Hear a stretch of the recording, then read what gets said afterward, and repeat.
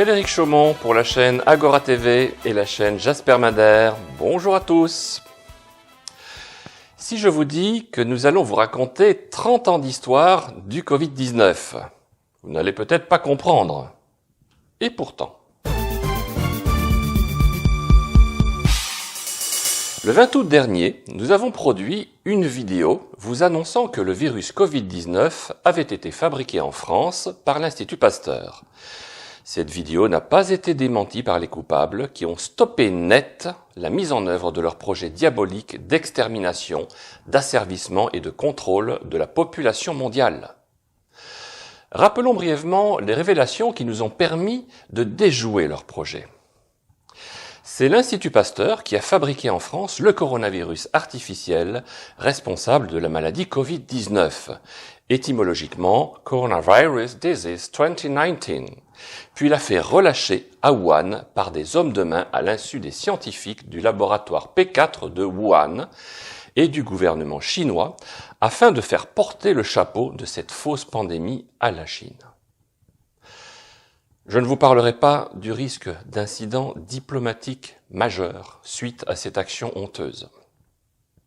Ce virus artificiel est le coronavirus SARS-CoV-2, identique en tout point à SARS-CoV-1, dans le génome duquel les scientifiques de l'Institut Pasteur ont inséré 4 fragments d'ARN du HIV-1, le virus du sida.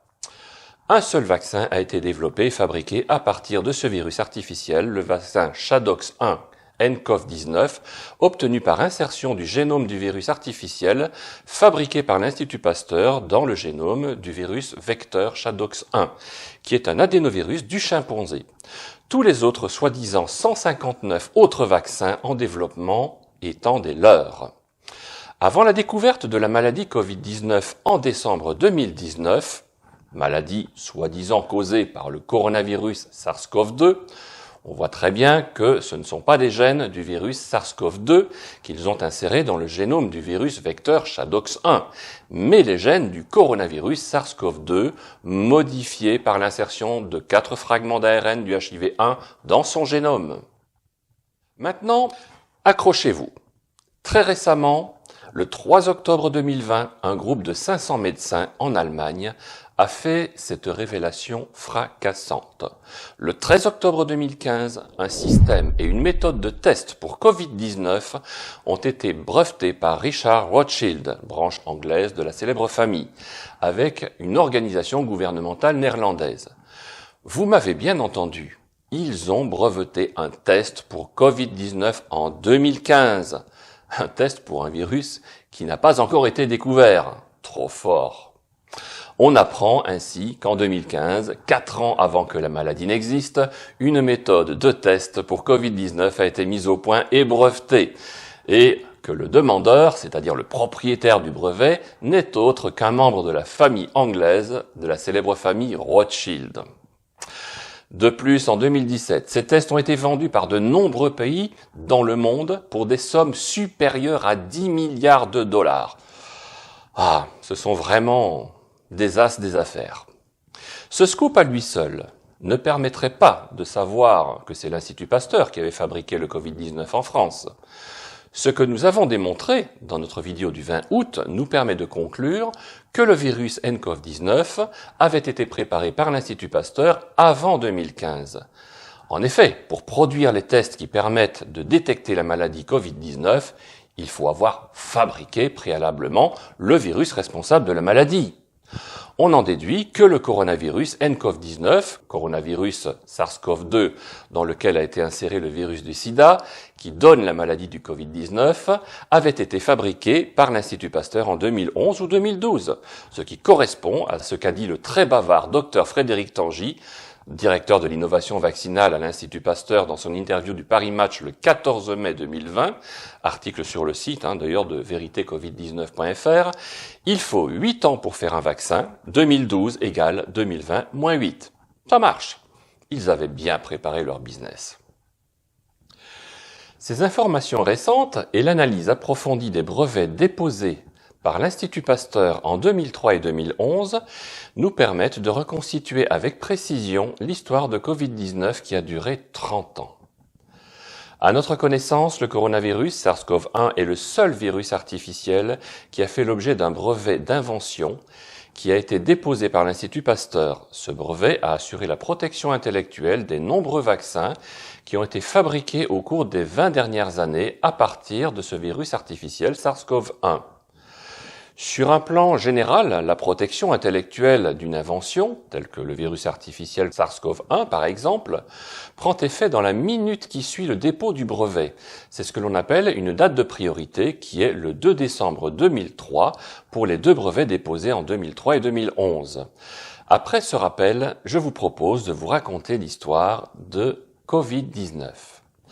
Je ne vais pas commencer par « Il était une fois », mais plutôt par l'histoire de Covid-19 commence au début des années 90. Voici les premiers brevets de SARS-CoV-1 déposés en 2003 en Europe et aux États-Unis. La date de priorité à partir de laquelle le SARS-CoV-1 bénéficie d'une protection intellectuelle est le 2 décembre 2003. La fabrication par l'Institut Pasteur du coronavirus SARS-CoV-1, qui est le résultat de 158 insertions de séquences d'ADN et de protéines dans le génome du coronavirus naturel SARS-CoV, demande une dizaine d'années de travail. On peut donc estimer que la fabrication a commencé aux environs de 1993, c'est-à-dire il y a exactement 27 ans.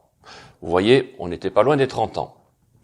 Il faut préciser que ce virus SARS-CoV-1 contient dans son génome une séquence d'ADN du germe de la malaria. Pour cette raison, il a été utilisé pour faire des vaccins contre la malaria de deux manières. Par l'Institut Pasteur, laboratoire Sanofi Pasteur, en insérant le génome du virus SARS-CoV-1 dans le génome du virus de la rougeole, servant de virus vecteur. Ensuite, par l'Institut Jenner d'Oxford, laboratoire AstraZeneca, en insérant le génome du virus SARS-CoV-1 de l'Institut Pasteur dans le génome de l'adénovirus du chimpanzé SHADOX1, servant également de virus vecteur.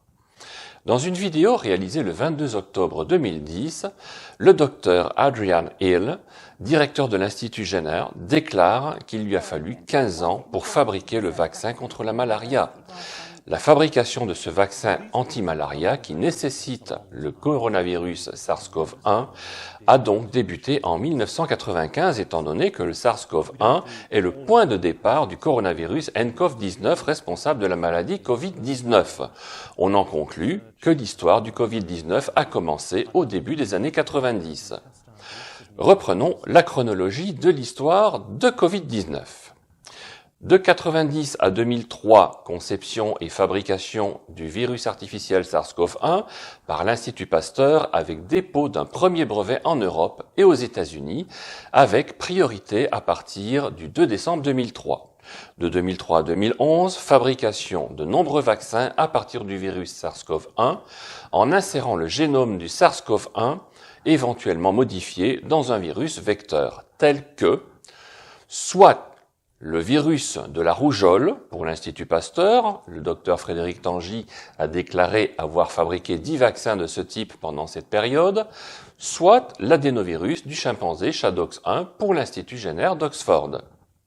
De 2011 à 2020, en 2011, dépôt d'un second brevet aux États-Unis avec priorité à partir du 2 décembre 2003. Ce brevet est une continuation du premier brevet de 2003. Le virus SARS-CoV-2 décrit dans ce deuxième brevet est en tout point identique au virus SARS-CoV-1 du premier brevet de 2003. Puisque le virus SARS-CoV-2 décrit dans ce deuxième brevet est identique au virus SARS-CoV-1 décrit dans le premier brevet déposé en 2003, on se demande quelle est la justification du dépôt en 2011 de ce deuxième brevet. La raison est d'ordre purement commercial et financier. Si la protection intellectuelle de l'invention, telle que le virus SARS-CoV-1 décrite dans un brevet, démarre dès la date de son dépôt, la durée de protection pour l'exploitation commerciale et financière du brevet limité à 20 années débute lorsque l'invention est mise sur le marché, en l'occurrence dès que le vaccin est commercialisé. Or, les premiers vaccins, préparés à partir du virus SARS-CoV-1, ont été commercialisés à partir de 2003, ce qui a pour conséquence de limiter la période de protection commerciale à 2023, date à laquelle le vaccin devient un médicament générique, avec toutes les conséquences sur la baisse de prix, qui n'arrangent pas les affaires des laboratoires pharmaceutiques. C'est la raison pour laquelle l'Institut Pasteur a déposé un deuxième brevet pour la protection du même virus SARS-CoV-1, dont ils ont changé le nom en le rebaptisant le SARS-CoV-2, dans le but de faire de nouveaux vaccins avec ce virus modifié par de nouvelles manipulations génétiques, telles que l'insertion de 4 séquences d'ARN du HIV-1, le virus du sida, dès le dépôt du brevet en 2011, ce qui allait donner naissance au virus artificiel responsable de la maladie Covid-19. Dans ces conditions, la période de protection commerciale et financière du vaccin ChAdOx1-nCoV-19, qui devait être commercialisé en 2020, allait pouvoir se prolonger jusqu'en 2040. Beaucoup de profits, et pour longtemps. 2011 à 2015. Fabrication du coronavirus artificiel SARS-CoV-19 par insertion de 4 séquences d'ARN du HIV-1, le virus du sida dans le génome du virus SARS-CoV-2. Ceci est confirmé sans la moindre équivoque par la découverte récente de l'existence du brevet des tests Covid-19, déposé le 13 octobre 2015, et des ventes en 2017 aux pays du monde entier. De ces tests, pour des sommes colossales supérieures à 10 milliards de dollars. Ce nouveau coronavirus artificiel, fabriqué par l'Institut Pasteur avant l'année 2015, est destiné à déclencher en 2019, comme l'atteste le chiffre 19, la fausse pandémie Covid-19, ce terme signifiant Coronavirus Disease 2019. Inutile d'aller plus loin pour être convaincu de la réalité de cette horreur absolue et indispensable dont toute personne humaine normale ne pourrait imaginer l'existence avant d'être placée devant la réalité. Mais par-dessus tout, ce qui est le plus incroyable dans cette tentative du plus gros crime contre l'humanité jamais vu, c'est l'implication de toutes les agences de santé et des gouvernements des pays occidentaux, des plus gros laboratoires pharmaceutiques mondiaux et du cartel bancaire dans la mise en œuvre de ce projet diabolique de destruction, d'asservissement et de contrôle de la population mondiale. Ça dépasse l'entendement. Que de mensonges, et en bande organisée. En guise de conclusion, pour ceux qui ne seraient encore pas convaincus, le plus gros de ces mensonges. Nous savons aujourd'hui, comme nous venons de le voir, que le déclenchement en 2019 de la fausse pandémie baptisée maladie Covid-19 par le virus SARS-CoV-19, porteur du virus du sida, était prévu bien avant 2015. Or, en mars 2020, les responsables de l'Institut Jenner d'Oxford et le laboratoire AstraZeneca ont fait la déclaration mensongère suivante.